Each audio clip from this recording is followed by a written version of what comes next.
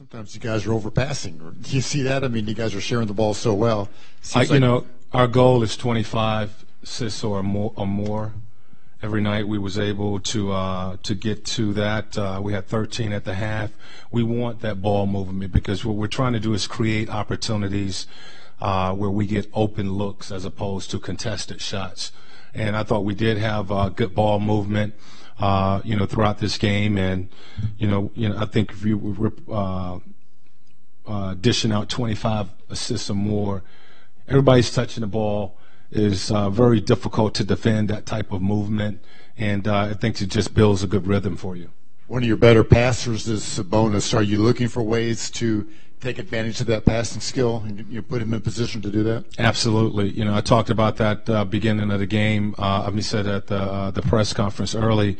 He makes guys better, so we want to get him the ball and allow him to make decisions with the ball. He's done a real solid job of. We call it the DHO dribble handoff action where he's swinging and you're just playing somewhat random basketball and, he's making the passes, he's setting the screens, he's rolling, just making good decisions with the ball. Was this a game where you're trying to get Lance going a little bit? You could afford to give him extra minutes and try to get him. Yeah, just let those guys play. I thought our, first group went in and did a good job and, we kind of took control of the game the second half and wanted to try to get them some rest. We had a game. We got a game tomorrow night, so was trying to get them rest and was able to allow Joe and Lance and TJ to, play that whole fourth quarter.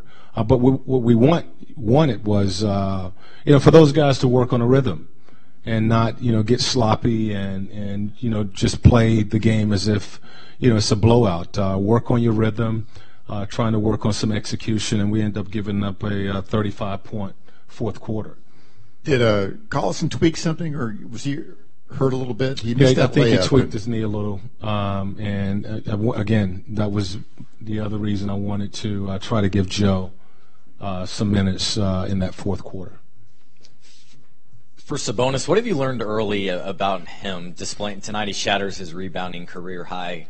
Clearly under the weather, but still able to do that. He's a very intelligent basketball player. Smart.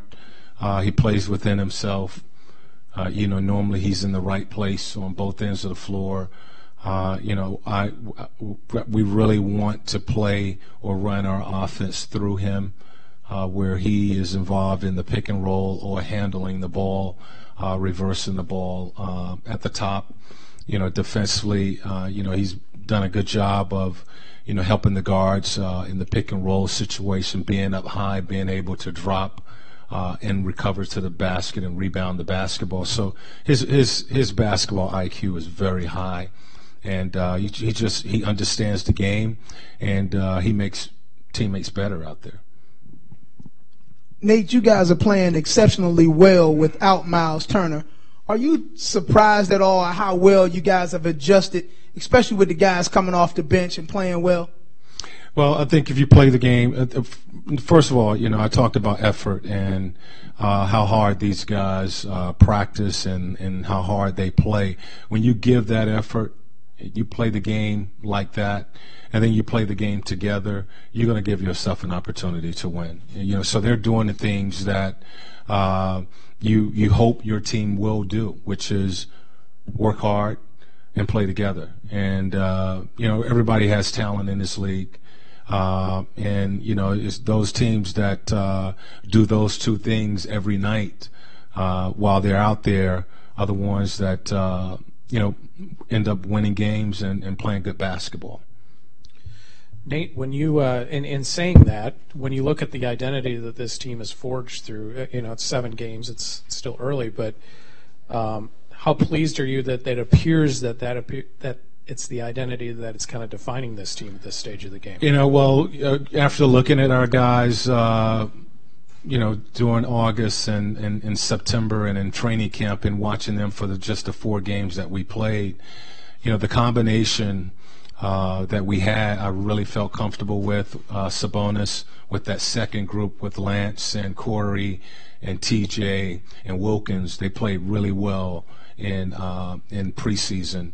The first group played really well with Miles and Victor, Darren and Thaddeus and Bojan.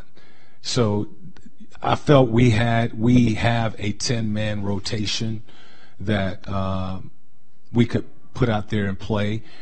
With the injuries, Al, we know what Al is capable of doing. He has stepped in and really done a nice job for us.